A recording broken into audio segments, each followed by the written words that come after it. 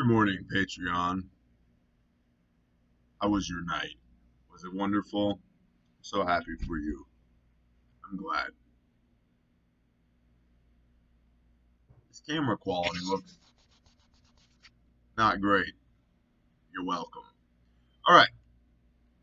Andrew asked, what force multipliers are the best investment for post-SHTF security and protection?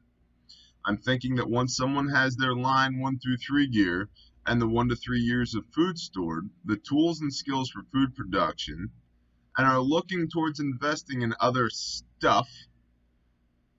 Excuse me, he didn't burp. I did. What are the best force multipliers to focus on? Although, Andrew, that would have been great if you had burped and then you had typed that out. Burp, excuse me.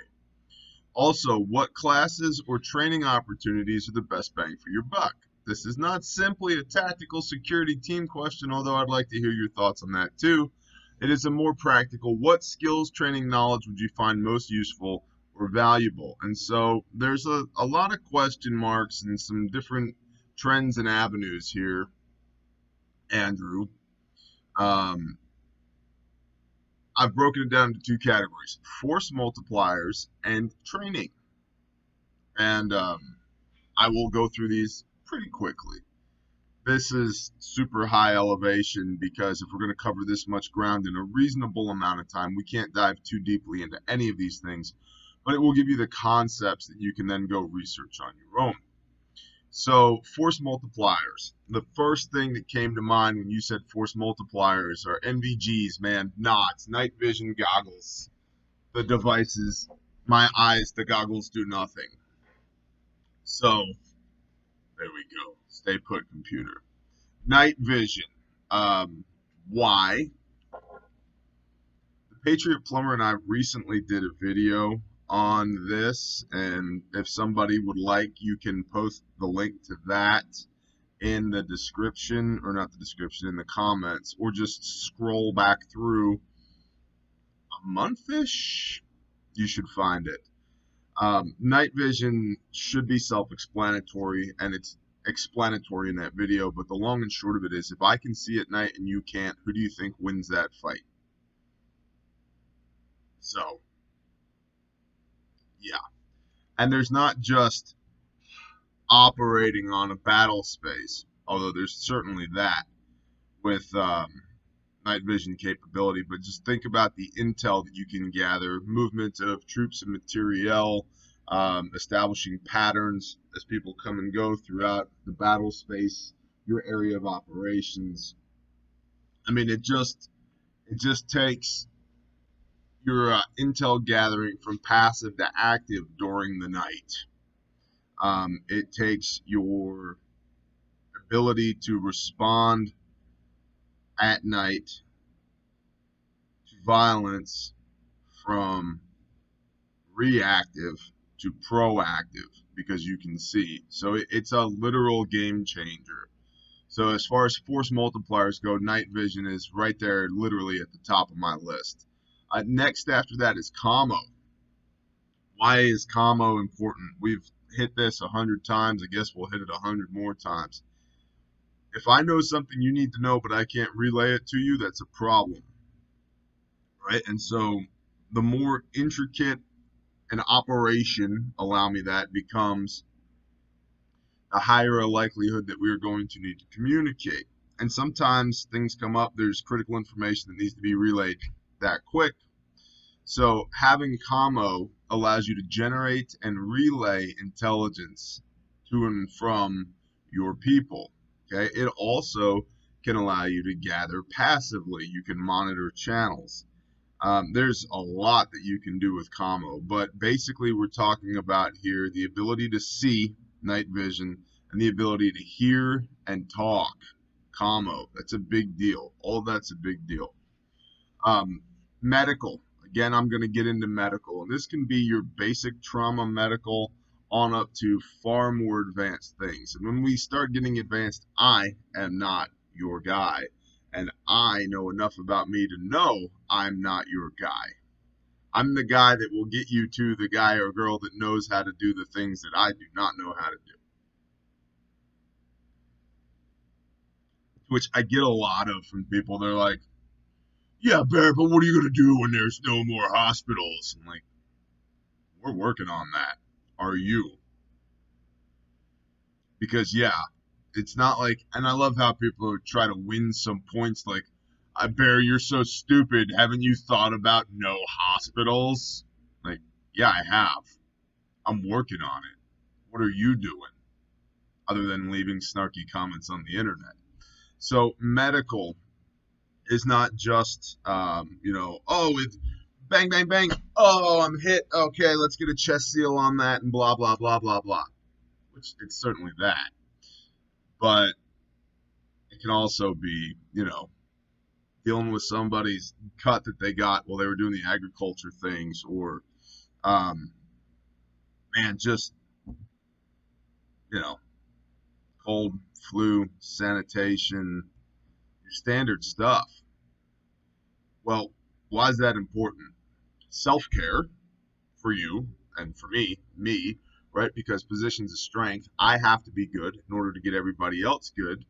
So after self-care, then team care, whether we're in the field operating with double knife hands or we are in community, whether that community is an intentional community with a bunch of people on one piece of land, or an intentional community with a bunch of people on a bunch of adjoining pieces of land, or a community of suburban people who have decided that's it, we're not taking any more of this, not one more inch, do not come into this cul-de-sac, you loot, we shoot, or whatever, right? Whatever your community is, whatever your group of people is, you need to be able to take care of your team, right? And then you can go out into the community. You can establish both an aid station for yourselves. Billy was out there baling hay and his arm got stuck in the PTO and it's nasty. All right, what are we going to do about it? Which is, there's a lesson right there. Oh, wow, this sucks. Cool. Let's not focus on the sucks. Let's focus on what we're going to do about it. We'll deal with the fact that it sucks after the immediacy of the situation has passed. Okay? But then to be able to go out into the community at large and render aid, which for most of it's going to be something along the lines of antibiotics, over-the-counter pain medicines, neosporin, tape, gauze, gloves, disinfectant. Go clean wounds, treat for the sniffles, oral hydration, rehydration salts, things like that, which is the kind of the oral equivalent of hanging an IV bag. Just go treat people. And, I've been doing a lot of work with someone who's been doing a lot of work in Africa, in very poor areas of Africa, setting up aid stations and clinics. And it's a great eye-opening learning experience because the people love you. That's very important. The people love you. And it's not that expensive to acquire the stuff, and it's not that difficult to get the expertise to use the stuff. In fact, I have been invited to go to Africa to lead the security detail. The next time this person goes, I'm seriously considering it for no other reason than the pay's really good, but I don't care about that. I want the experience. And that brief aside, a lot of people collect things. Bear collects experiences. It's one of the reasons people have a really hard time sometimes. If I sit down and lay out all the things that I've done, people go, there's no damn way. That's not possible for you. Because you've been married to the same job, the same cubicle, the same piece of scaffolding, the same pair of steel-toed boots, the same Chevy pickup truck for the last however many years. Bear doesn't let the dust settle. Bear is go, go, go. And so Bear has had a lot of experiences, and I think it would be very cool to go to Africa and set up aid stations and clinics and learn to see it with my own eyes, to treat patients with my own hands, would be a very valuable experience. So and that allows us to segue into the training aspects. So medical is very important because you need to be able to take care of yourself, you need to be able to take care of your people, and then you need to be able to take care of the community at large, if for no other reason than to engender good vibes from the community towards you and your people, because then that gives you the social credit that you will need to transact with other people. Because if Billy Bob decides one day that he's going to put a pitchfork through your throat, and you're like, no, you're not, Billy Bob. Because remember when little Susie had that bad infection and we were worried it was going to get into the blood and my medics treated it? Yeah, you owe me. Let's talk this out like men. No pitchforks to throats, okay? So moving on to training. I have commo at the top of the list. And the reason I say commo training is because there's probably 50 people that own a ham radio to every one that actually knows how to use it. Maybe more. Myself included in that statement. I'm not the commo guy. I can make the radio work. But when we start getting into propagation and attenuation and this length meter band versus this and that with the, but like, and I'm not I'm not the sharpest crayon in the tool shed, but I'm not an idiot either. And I'm still like, hold on, slow down, say everything you just said, but slower and with smaller words, right? So, commo training is one of these things that's very overlooked in my experience. I know I need more of it. I'm just like, when and from who? But I need more of it. Because, yeah, I can put the radio on MERS 3 and talk from one radio to the next. I can even find repeaters and talk to repeaters, but the whole like, hey, talk to me on this band, which is this thing with the antenna length needs to be this long up high in this tree and with the block. So, commo. Then medical, like I was just talking about, medical training. The more that you can have, the better. And again, not just for all the tactical pew pew things, but for life in general. The more that you can have, the better, because it gives you a highly sought after skill set. To be a healer is a highly sought after skill set, and it gives you a lot of credibility within your group. It gives you a lot of leeway to do things that, to go places and do things that others might not be able to do. And the training of that can create some very interesting opportunities. For example, going to some of the poorest parts in Africa and treating people and learning hands-on. And I think that everything you do, in order to really know it, you need what is the word? Automaticity? It needs to be automatic. You don't need to think about it with your hands. They just do it. Okay?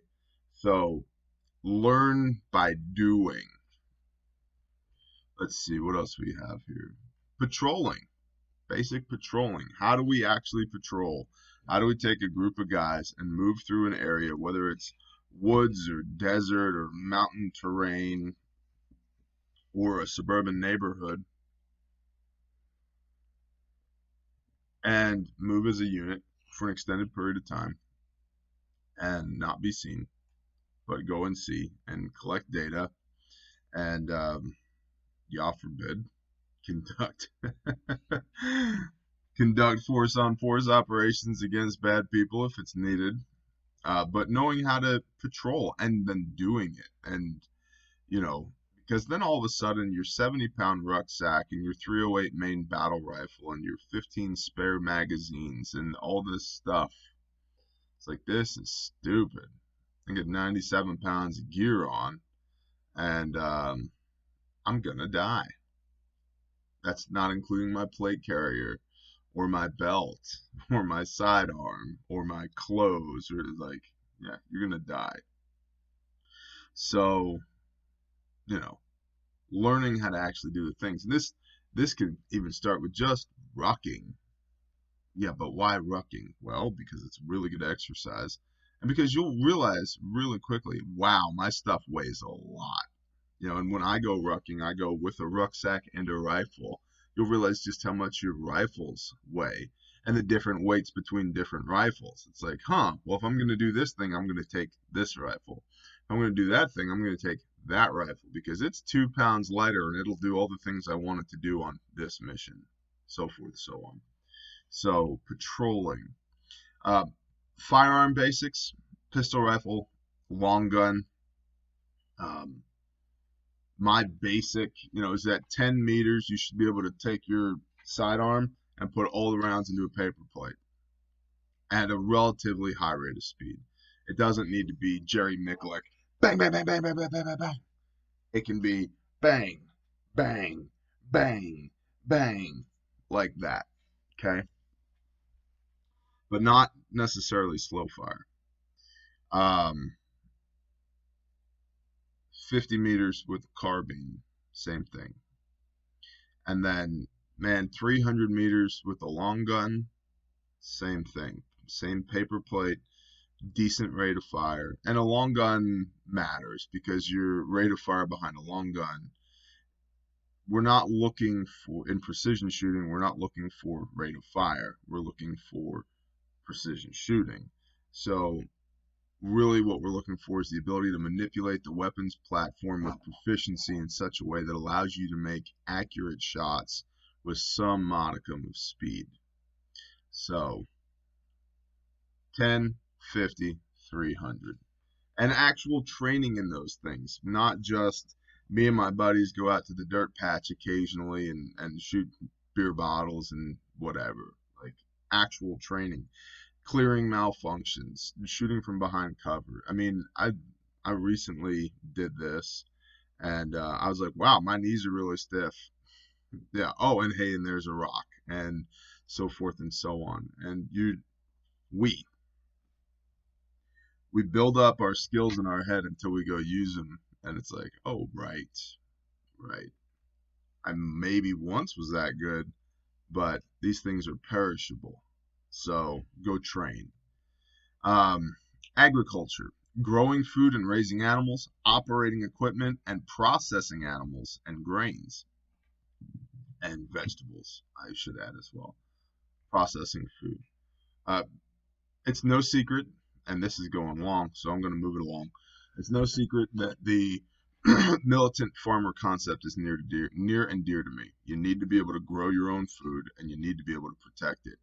That 1 to 3 years of food that you have, that's your cushion while you're spinning up your agriculture. Yeah, you need to get really, really good. I mean, deadly serious good about growing food, raising animals, and how do you process that food, the animals, the grains, and the vegetables that you're growing. And part of that would be operating equipment, whether it's a tractor or a, whatever. There's definitely opportunities in agriculture to learn how to operate equipment. And then you could even say heavy equipment operation is a skill. It's highly useful, although not always applicable. So, community. Why community? Networking. Networking. And this is a force multiplier as well. Community. Networking, intel gathering, problem solving, increased readiness, and then to prepare and preserve your food, to protect your people, fellowshipping, just morale, just having people, man, just being able to fellowship with people, education and expertise, having people in your group that know things that you don't know and teaching them to each other. So community is both a force multiplier and a training opportunity. Basic construction, carpentry, electrical, plumbing, roofing, etc. Basic construction. Then I would look at something like forestry, how to operate chainsaws safely and maintain chainsaws, cutting and splitting firewood, felling and bucking trees, learning how to work with an axe, potentially learning how to work with an adze And then you can get into something like timber framing if you have some basic carpentry skills. And why is all of that important? And I think it depends on how deeply you believe the reset is going to go. If we think it's just purely an economic reset and people still continue to live in their suburban homes, it's like timber framing and bushcrafting aren't necessarily important. But if it gets bad, and we have to come up with housing for people on our property, how are we going to do that? Well, it's nice to have some rudimentary construction skills, right? And then, because it's all the basic things, they're the same basic challenges, we just apply myriad different solutions to. But it's like, we got to have water, we've got to have food, we have to have a way to stay warm and cook it, which is generally where fire would come into. We've got to have shelter.